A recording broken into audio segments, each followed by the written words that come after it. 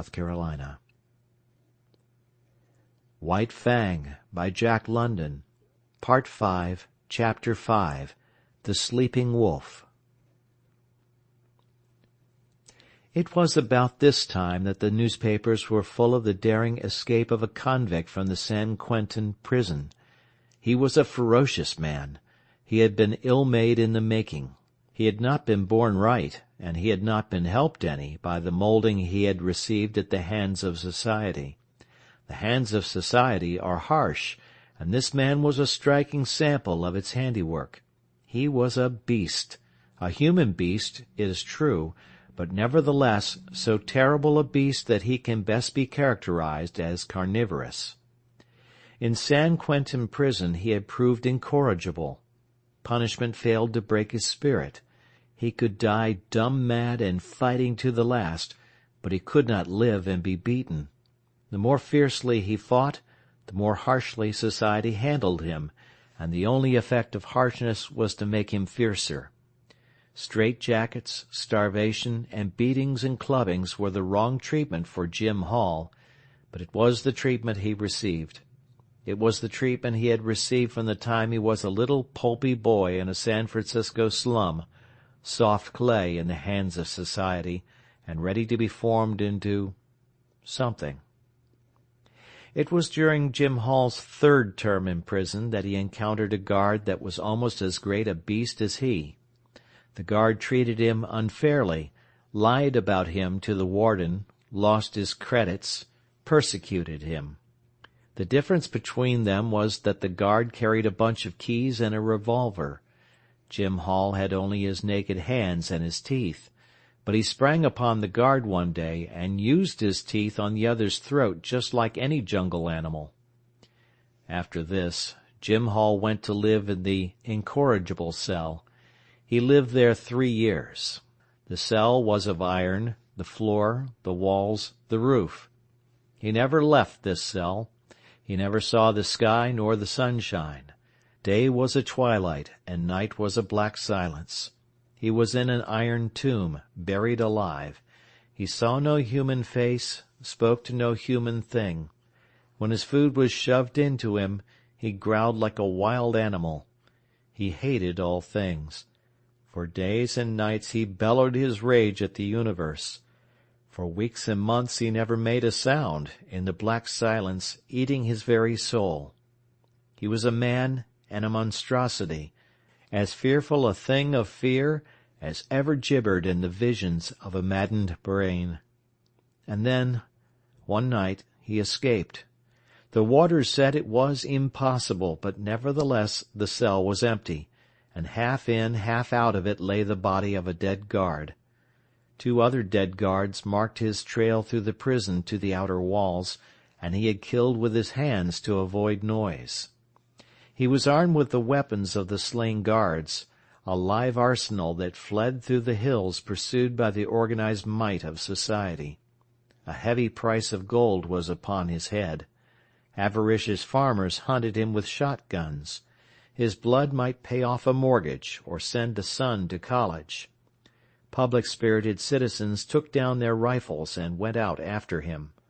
A pack of bloodhounds followed the way of his bleeding feet, and the sleuth-hounds of the law, the paid fighting animals of society, with telephone and telegraph and special train, clung to his trail night and day.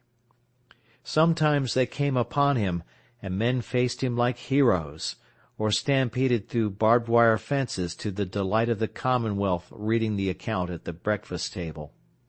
It was after such encounters that the dead and wounded were carted back to the towns, and their places filled by men eager for the man-hunt. And then Jim Hall disappeared. The bloodhounds vainly quested on the lost trail. Inoffensive ranchers in remote valleys were held up by armed men and compelled to identify themselves, while the remains of Jim Hall were discovered on a dozen mountain-sides by greedy claimants for blood money. In the meantime, the newspapers were read at Sierra Vista, not so much with interest as with anxiety. The women were afraid. Judge Scott pooh-poohed and laughed, but not with reason, for it was in his last days on the bench that Jim Hall had stood before him and received sentence.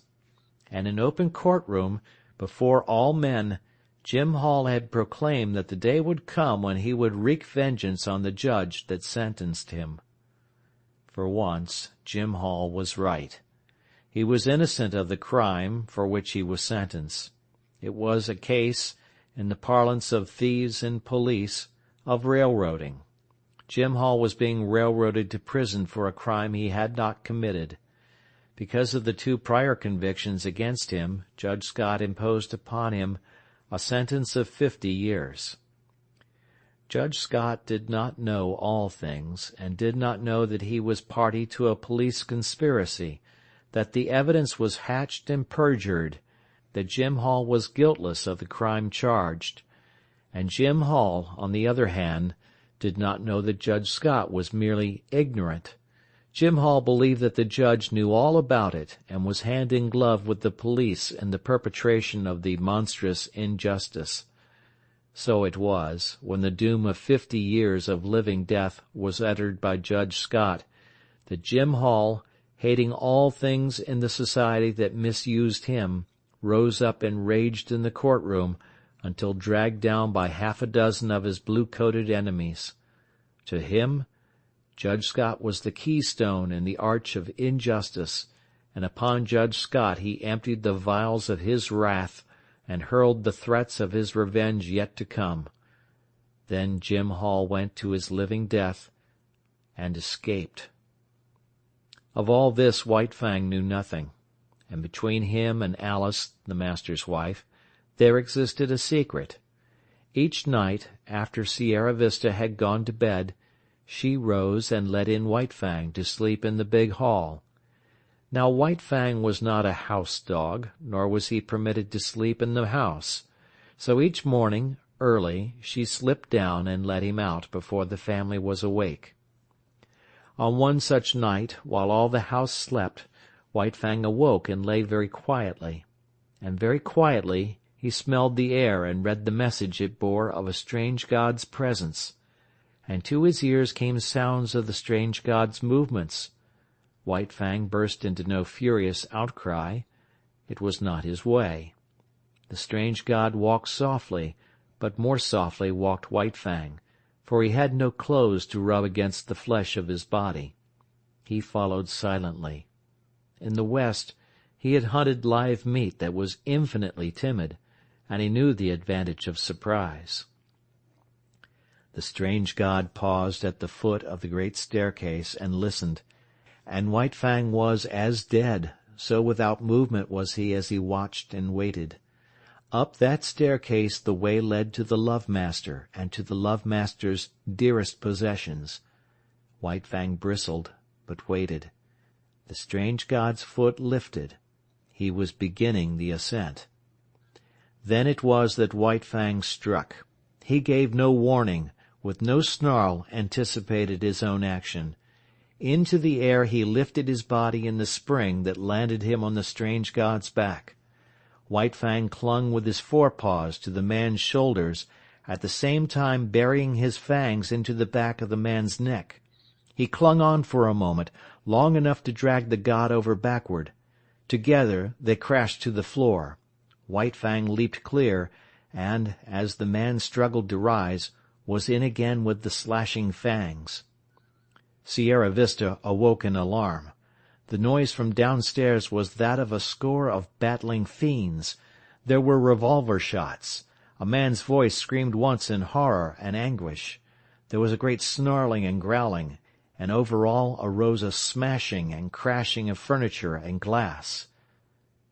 But almost as quickly as it had arisen, the commotion died away. The struggle had not lasted more than 3 minutes.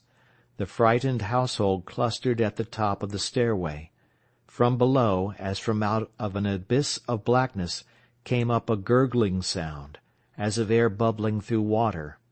Sometimes this gurgle became sibilant, almost a whistle, but this too quickly died down and ceased. Then naught came up out of the blackness save a heavy panting of some creature struggling sorely for air. Weedon Scott pressed a button, and the staircase and downstairs hall were flooded with light. Then he and Judge Scott, revolvers in hand, cautiously descended. There was no need for this caution. White Fang had done his work. In the midst of the wreckage of overthrown and smashed furniture, partly on his side, his face hidden by an arm, lay a man. Weedon Scott bent over, removed the arm, and turned the man's face upward. A gaping throat explained the manner of his death. "Jim Hall," said Judge Scott, and father and son looked significantly at each other. Then they turned to White Fang. He, too, was lying on his side. His eyes were closed, but the lids slightly lifted in an effort to look at them as they bent over him, and the tail was perceptibly agitated in a vain effort to wag. Weedon Scott patted him, and his throat rumbled an acknowledging growl.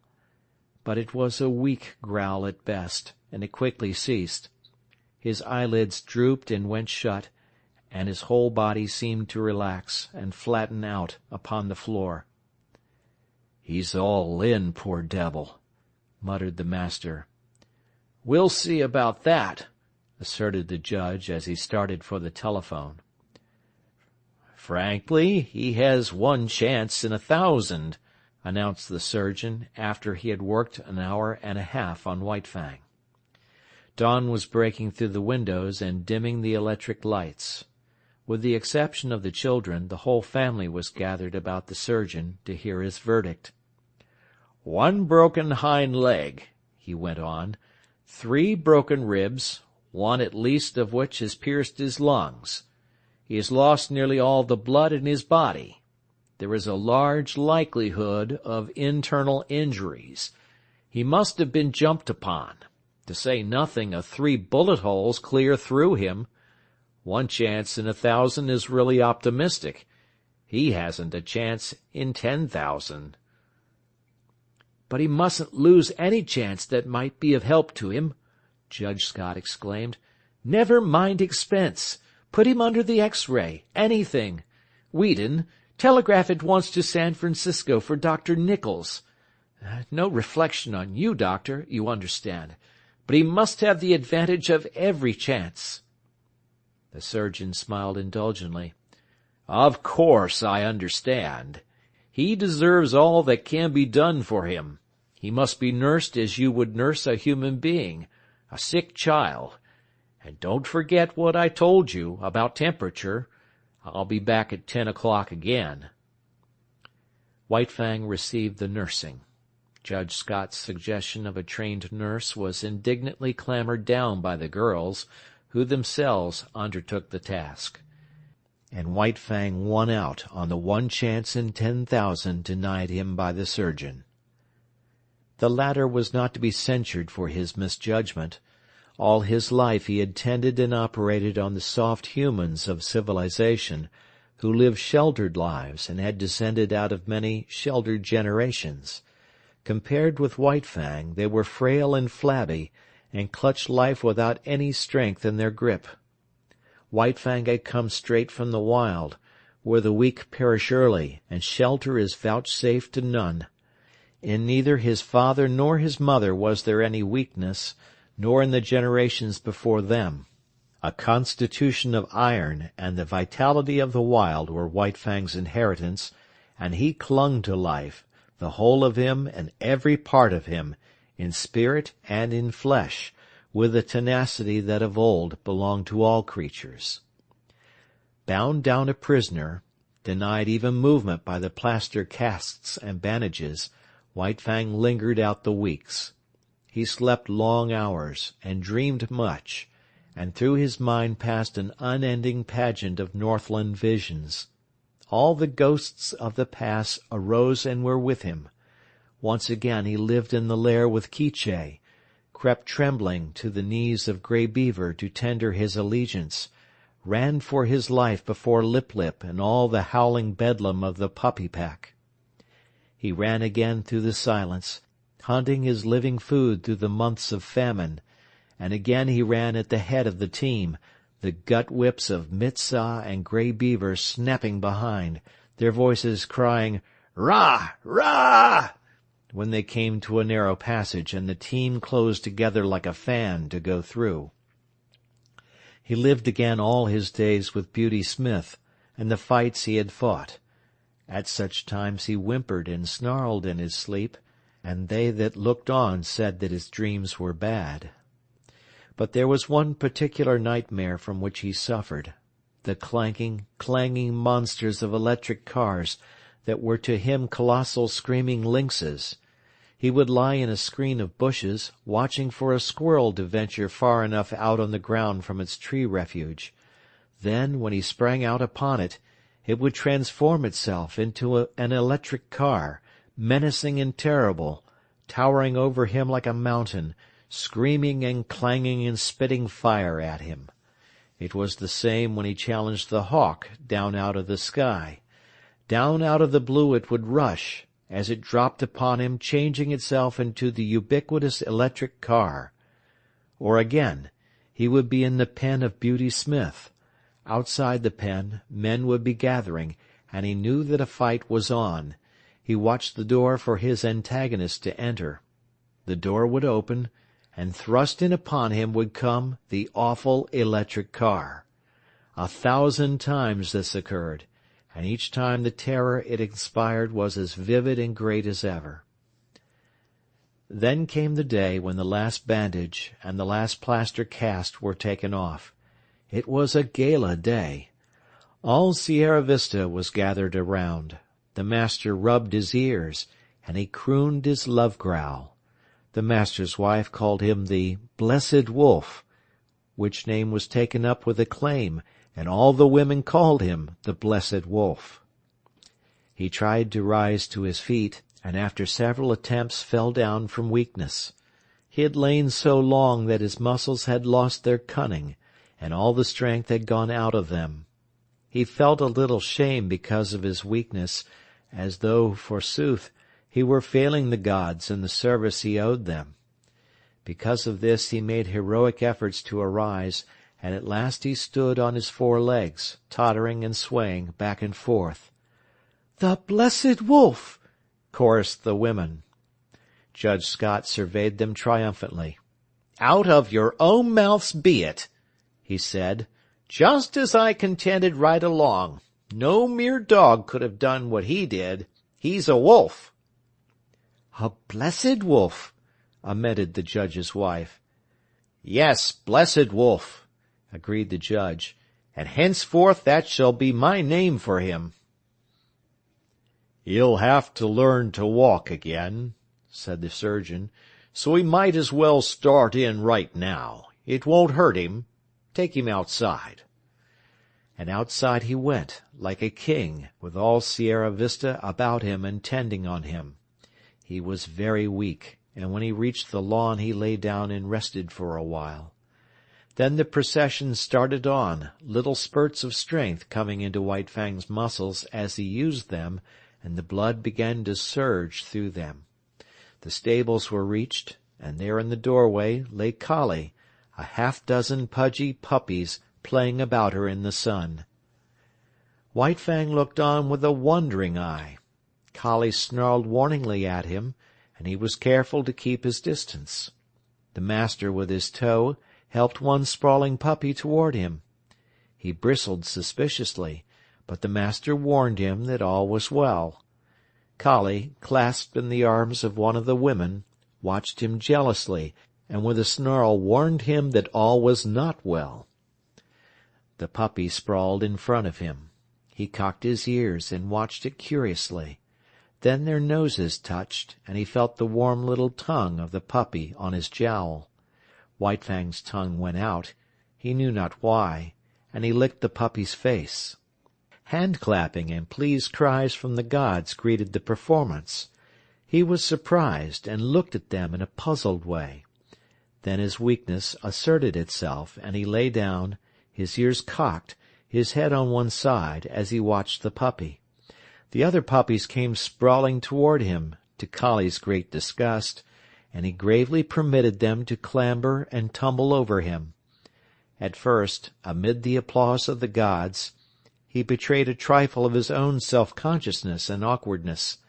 This passed away as the puppy's antics and mauling continued, and he lay with half-shut, patient eyes, drowsing in the sun. End of chapter. End of book. Thank you for listening.